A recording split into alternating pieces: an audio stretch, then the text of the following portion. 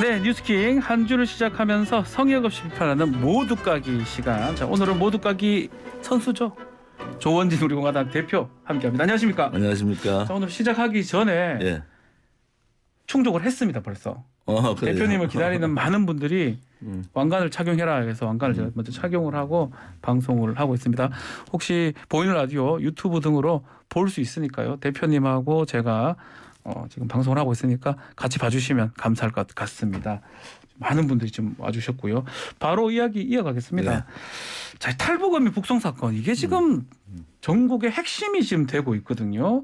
여당에서는 뭐 청와대 국정원이 개입했다라고 얘기하고 우리 공화당도 지금 제가 알기로는 국정조사 요구를 했던 걸로 지금 알고 있습니다. 어떻게 보고 계시는지요? 청와대 국정원이 개입한 것은 벌써 얘기했고요. 네. 문재인 정권의 뭐 정의용 실장이나 박지원 그 국정원장이 얘기를 한 거고 문제는 이제 그것을 인권 차원에서 어떻게 볼 거냐. 또 북송 문제에 대해서 뭐 국정조사를 하면은 국정조사를 해야죠. 특히 네. 인권 문제이기 때문에 국정조사를 해서 명명백백하게 밝힐 필요가 있다. 중요한 건 이제 뭐 그분들 이제 가서 벌써 처형당한 거 아닙니까? 네. 그리고 또 범죄가 흉악범이다. 뭐 이런 여러 가지 이설들이 있으니까 국정조사를 통해서 명명백백하게 밝힐 필요가 있다. 그게 어느 선까지 갈 거냐?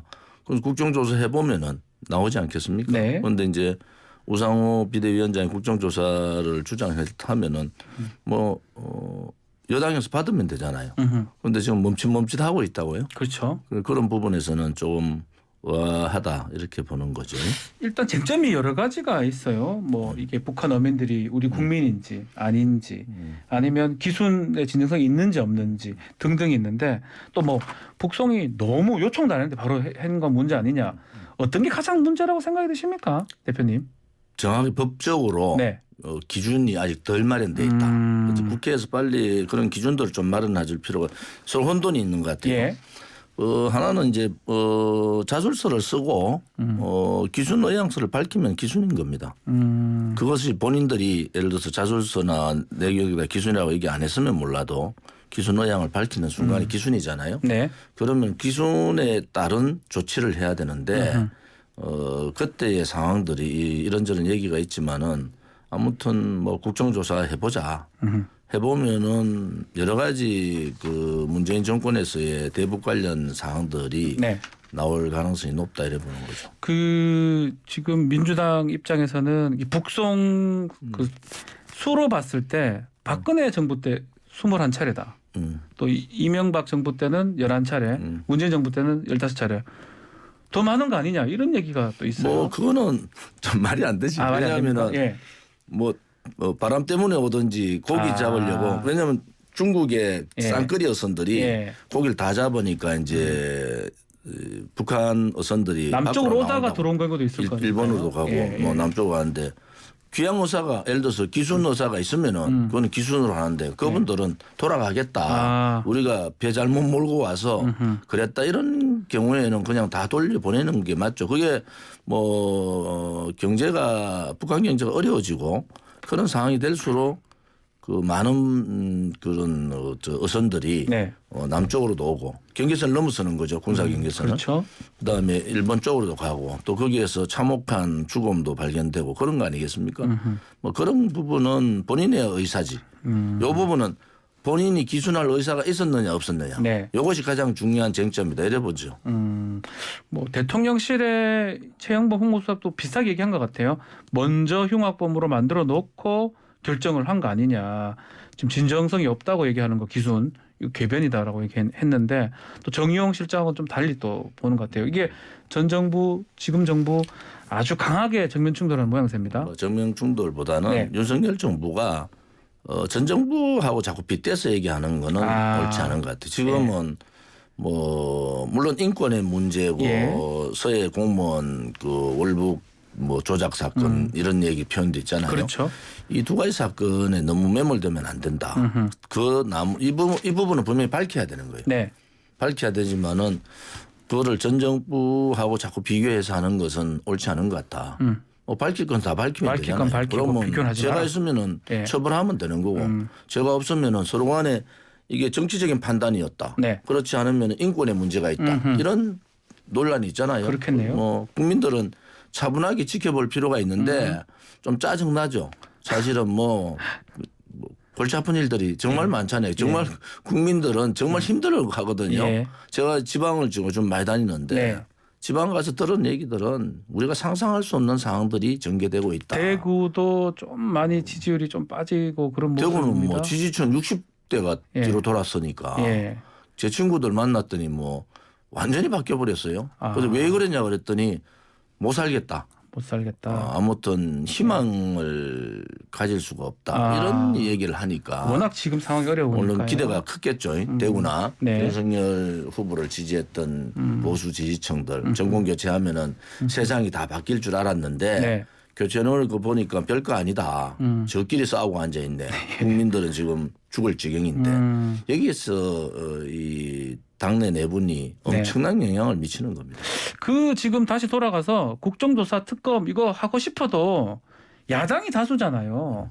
그러다 보니까 야당의 우상호 비대위원장이 역제안했습니다. 그 채용 관련된 거 하고 다 같이 한번 조사받자. 채용은 해야 됩니다. 왜 해야 되냐? 예. 이게 작은 일 같죠. 예. 그런데 권선동 원내대표가 예. 당대표 대행을 하고 있단 말이에요. 네네. 이 상황에서 또 권선동 원내대표의 과거에 강원랜드 맞습니다. 일도 있었잖아요. 예. 너무 쉽게 보는 것 같아요. 만약에 그렇게 구급 채용에 문제가 없는 식으로 얘기하면은 네. 정말 힘들게 일자리 하나 잡으려고 네. 또 공무원 구급 시험 치려고 수만 명이 지금 노량진 한 가보세요. 노량진은 진짜 많습니다. 그 사람들한테 찬물을 끼얹는 거 아닙니까? 예. 그래서 너무 쉽게 이 문제를 접근한다. 여당은 잘한 일도 있고 못한 일도 있지만은 여당은 비판을 받습니다. 네. 그런데 그 비판을 본인은 정면 돌파라고 생각하고 그렇게 얘기하지만 그건 정면 돌파가 아니고 예. 열받는 국민들한테 기름을 부은 거다. 이렇게 보는 거죠. 지금 말씀하신 것 중에 권성동 원내대표가 해명하는 과정에서 선관위원 아버지하고 아들은 별개다. 구급 이렇게 또 그 얘기했던 많은 거죠. 사람 중에 예. 선관위원 아들이 거기에 왜 들어가냐고. 또 하나는 예. 윤석열 대통령하고 40년 지기 그거는 확인이 안 되지만은 권선동 원내대표가 이렇게 추천했는데 그러면은 능력이 있어 추천했다. 이러면 되는 거지. 다 알잖아요. 네. 후원금을 어떻게 내고 다 아는 사실을 그렇게 능력이 있어서 추천했다 하는 게 아니고 지금이라도 채용 과정에서 사실은 이런 경우는 정치권에 많습니다만은 윤석열 정부는 다르다고 얘기했잖아요. 네. 문재인 정권 때 얘기했던 그 세 가지 이런 기회는 균등하고 등등등 네. 있었잖아요. 네. 똑같이 공정과 상식을 얘기했지 않습니까? 네. 그럼 공정과 상식에 맞아야죠. 공정과 상식의 잣대는 누가 되는 겁니까? 국민이 되는 거예요. 국민이 아니라면은 예. 바로 고개 숙여야죠. 자, 이렇게 탈북어민 북송 사건 등등 이렇게 띄우는 이유가 지지율하고도 관계가 있다고 합니다. 오늘 아침 조사는 32% 케어스와의 조사가 나왔거든요. 부정은 66%까지 지금 올라가 있고. 지지율 그거 가지고 지지율 반등을 하겠다고 방어하는 가능합니까? 그렇게 아이디어를 냈다 그러면은 그 사람은 바보입니다. 바보입니까 완전히? 당연 그렇게 국민들이 예. 그런 부분에 관심은 갖고 있고 예. 인권 문제에 대해서 인권 침탈은 안 된다. 그분들이 올라가서 채용을 당했다. 그런 부분에 관심은 있지만은 네. 그걸 가지고 지금의 지지율을 올리겠다고 생각하는 그 자체가 잘못된 거예요. 그러면 지지율을 올릴 수 있는 거는 궁금합니다. 국민들한테 희망을 줘야 됩니다. 대표님이 보셨을 때는 그렇다. 국민들한테 희망을 못 주잖아요. 희망을 어떻게 주죠? 예를 들어서 외적인 요인 때문에 예. 경제가 어렵잖아요. 예. 내적인 요인도 있잖아요. 그러면은 그 내적인 요인에 대해서 우리 국민들이 함께 좀 허리띠를 졸라 맵시다. 네. 그러고 아무튼 긴축으로 정부도 긴축 정책을 쓰겠다. 전 정부에서 돈 많이 푼 건 다 알지 않습니까? 그렇죠. 지금도 돈을 자꾸 풀려고 하는데 그렇게 하지 마라. 그러고 국민들한테 호소를 해야죠. 내가 잘났다. 이런 거 하지 말고 네. 지금은 윤석열 대통령실도 그렇고 예. 대통령도 그렇고 국민의힘도 그렇고 너무 오만하다는 거예요. 오만하다. 예. 윤석열 대통령은 뭔가 하려고 이렇게 저렇게 눈에는 보여요. 예. 뭐 보령도 갔다 오고 뭐 이런 건 보이는데 그 실질적으로 태도라든지 네. 말투라든지 그거 좀 바꿔야 된다. 그래서 제가 도어스태핑하는 거 하지 마라. 잘할 자신 없으면 하지 말라 그때 말씀하셨어요. 그러니까 예. 하려면 한 달에 제대로 한 번씩 하든지. 예. 기자들하고 예. 3시간 4시간씩 예. 현안에 대한 얘기를 하고 대국민 메시지를 던지고 이래야 되는데 이게 무슨 뭐 대변인도 아니고 대변인 역할을 대통령이 하면 되겠어요? 그럼 뭐 지금 대통령실의 대변인 누구예요? 강인선. 잘 모르잖아요. 강인선 대변인. 죄송합니다. 예. 제가 진행을 하면서도 좀 까먹었네요. 강인선 맞은 거 알고 있는데. 아니 이건 잘 모르는 예, 거예요. 일반 국민도 잘 몰라요. 대통령실이라고 얘기하지 예. 이 정부의 정책을 홍보하고 네. 대통령의 생각을 전달해주고 또 앞으로 국민들한테 어떻게 윤석열 정부는 어떻게 하겠습니다라는 구체적인 로드맵이 없잖아요. 네. 오늘인가 권선동 원내대표가 이제 개혁과제, 예. 뭐 규제 철폐, 공공개혁, 노동개혁, 교육개혁 뭐 이런 등등을 말했던데 네. 말로 하는 게 아니고 이제 실질적인 그 정책으로 보여줘야 된다. 그 개혁을 과제하는 것은 전부 다 대타협을 해야 됩니다. 사회적 대타협을 그렇죠. 제가 공무원 연금 개혁하고 노동 개혁을 했잖아요. 하셨습니다. 주도적으로 했는데 박근혜 정부 때. 그거는 여야뿐만이 아니고 사회적 대타협을 하지 않으면 한 발도 못 나가는 건데 지금같이 야당하고도 대화가 안 되는데 되는데 어떻게 하겠냐. 사회적 대타협을 할 수 있느냐. 아하. 이런 부분들은요. 예. 줄기차게 만나야 됩니다. 대화하고. 지금은 밑에서 대화하는 모습들이 안 보이잖아요. 그 국회는요. 상임위는 상임위대로 네. 또 원내대표는 원내대표대로 대변인은 대변인대로 여러 채널을 가지고 대화를 통해 가지고 조율을 해야 됩니다.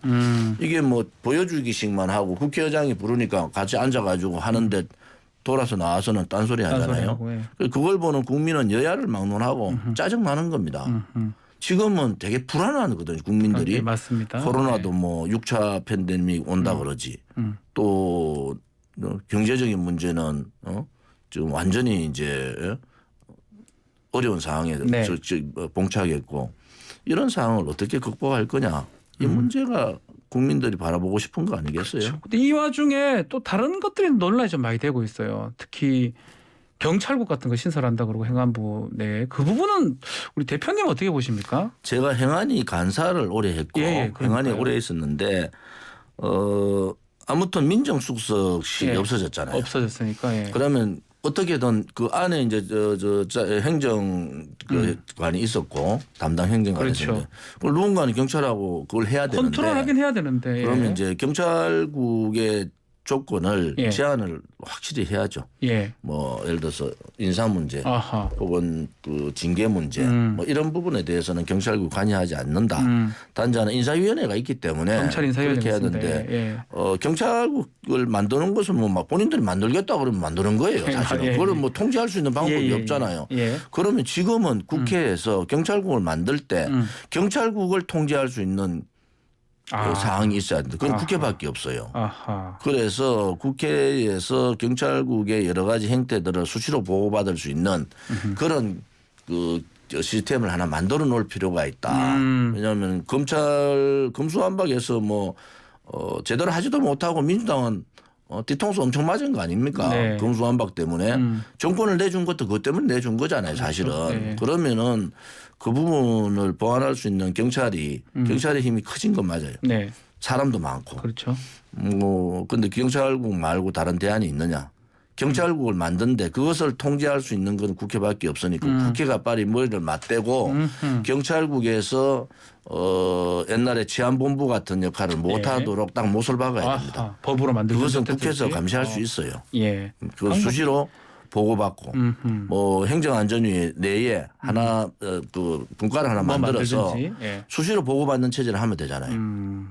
경찰국을 들여다봐야죠 국회가. 방법이 있긴 하네요. 좀 의논을 한다면요. 또 주제도 좀 바꿔보겠습니다. 자, 민주당 얘기도 좀 해야 되는데 대표님 예견대로 이재명 의원 출마했고요. 혹시 결과도 예상 좀 해보시? 그거는 뭐 국민들이 다 알죠. 아, 다 알아요? 보궐선거 나올 때 벌써 대표 나갈 거라고 알고 대표 나올 때 이재명 대표 된다는 거 알고 제가 또 다른 입장으로 보면은 민주당이 굉장히 위험한 길을 간다. 아하. 이게 이제 물론 대통령 후보로서의 이재명 의원이 있지만은 네. 이제 곧 수사가 들어가잖아요. 네. 뭐 아무튼 윤석열 대통령이나 한동훈 법무부 장관이나 지금 검찰 쪽은 그 칼을 이재명 의원한테 댈 겁니다. 네. 그걸 어떻게 이겨나갈 수 있겠어요. 법적인 문제가 생기면 네. 이재명 후보의 그 단문단답의 행태에서도 제일 자신감 없는 말이 내가 무슨 죄 있었느냐.